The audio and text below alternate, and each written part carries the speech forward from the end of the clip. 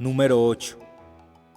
El error es creer que la aniquilación del ser ajeno a nuestro pergamino nos brindará prevalencia eterna y tranquilidad.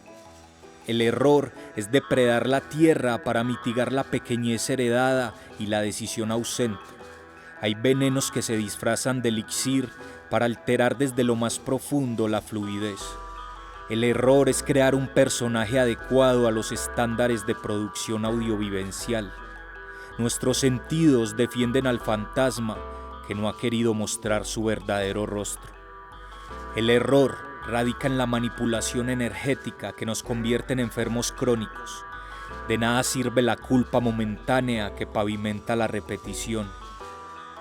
El error es esperar el beso a larga distancia, pedir una caricia por control remoto y abrir la boca para que caigan monedas del cielo.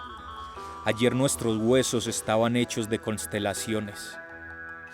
El error es no encontrar la diferencia entre el miedo y la potencialidad. Quien ha robado libertades, ha gastado su vitalidad y a solas se lamenta por tener que comprar sonrisas en la tienda.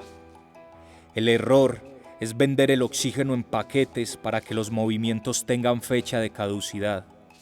Las máquinas deben embellecerse en el país de la oscuridad. Así, el faro no es el corazón, sino el banal deseo. El error es creer en los panfletos de las voces que construyen babilónicos rascacielos.